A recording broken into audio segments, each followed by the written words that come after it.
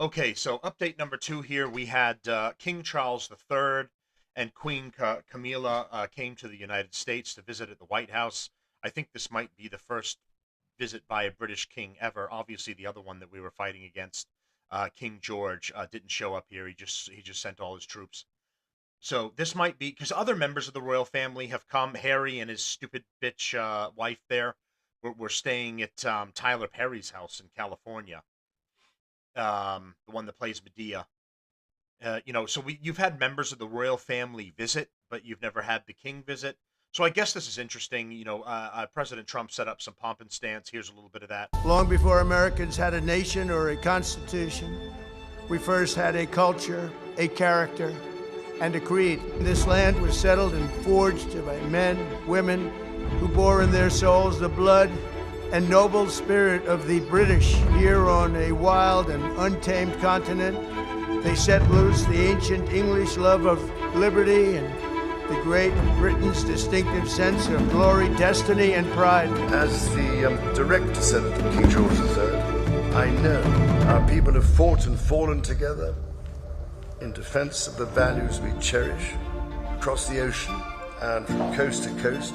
We have So Trump had colonial soldiers, some dressed up as redcoats, some dressed up as colonials. They were all set up with muskets. So, that was kind of neat. traded, innovated, and created together.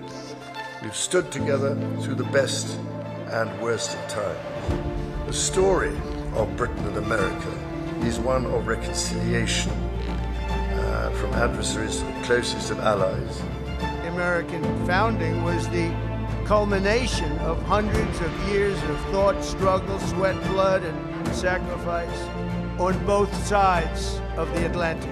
American patriots today can sing, "My country, 'tis of thee, sweet land of liberty," only because our colonial ancestors first sang, "God save the King." On the eve of our 250th year of cherished independence, we turn to the sovereign embodiment of our British heritage and say sincerely thank you to our friends, the United Kingdom, for the richest inheritance that any nation has ever given to another. May our two countries stand together forever for liberty, for justice, and for the glory of God.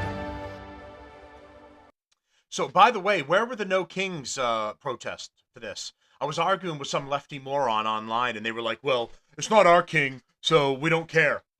Okay, so you're okay with some kings in it ruling over people and countries just as long as it's not here. So just more hypocrisy from the left. You should be opposed to any king anywhere ruling over any people. All of the people of the world should be free. They shouldn't be under a king, a queen, or any sort of dictator. So if you were real, you would protest against every king and any king that showed up here, not pretending Trump's one and then using that as an excuse to protest against him. So, of course that was all bullshit. But now here was King Charles and a couple, because his speech was 34 minutes long. I'm not going to do the whole thing. So this is 5 of his best jokes from, he actually did okay.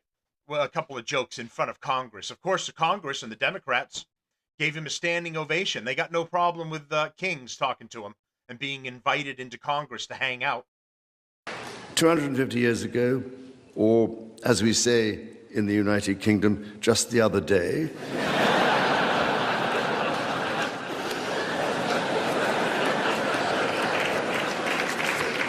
they declared independence. By balancing contending forces and drawing strength into diversity, they united 13 disparate colonies to forge a nation on the revolutionary idea of life, liberty, and the pursuit of happiness. As Oscar Wilde said, we have really everything in common with America nowadays, except, of course, language. It is, in fact, my 20th visit to the United States and my first as king and head of the Commonwealth. Okay, so his other ones, he wasn't king, he was a prince. So again, it's first visit, first and only visit as having a king here.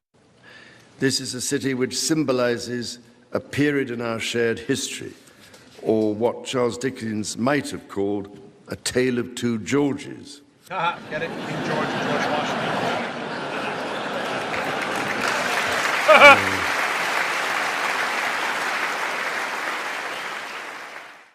King George, as you know, never set foot in America. And please rest assured, ladies and gentlemen, I am not here as part of some cunning rearguard action.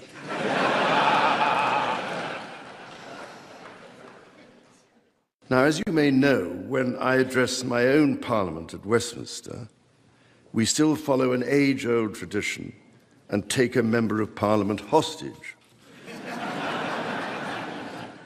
holding him or her at Buckingham Palace until I am safely returned. These days, we look after our guests rather well, to the point that they often do not want to leave.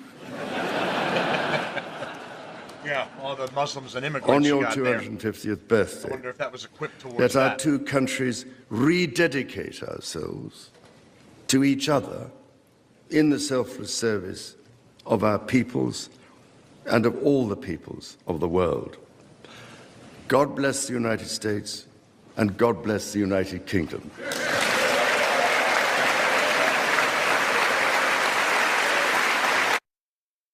Standing ovation for a king by Congress. Well, interesting. You know, with all the no kings bullshit, I just want to know why it was cool that a king showed up. So after that, President Trump posted, in honor of the king and queen of the United Kingdom who have just left the White House, soon headed back to their wonderful country, I'll be removing the tariffs and restrictions on whiskey having to do with Scotland's ability to work with the Commonwealth of Kentucky on whiskey and bourbon. Two very important industries within Scotland and Kentucky. People have wanted to do this for a long time, in that there have been great intercountry trade, especially having to do with the wooden barrels used.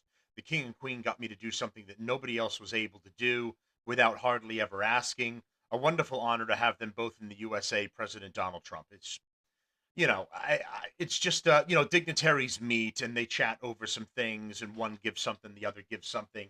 It's just a little quid pro quo that happens. And you guys let me know what you think. You think it's cool that the king came to visit, all the pomp and stance about it, or we shouldn't have a king of any kind stepping foot on American soil, because it's antithetical to what we are. We fought against kings. We made sure we separated ourselves from a king, and that we could govern ourselves. So you guys let me know if you think this was just a cool little bit of historical moment taking place, or we never should have let a king on our shores. All right, that's the update today. Please like and subscribe. It helps the show grow. All the viewers I get helps you know, acknowledge it in the algorithm, and helps boost me up. And I'm trying to grow the show into something. All right, thanks everyone. I'll talk to you again soon.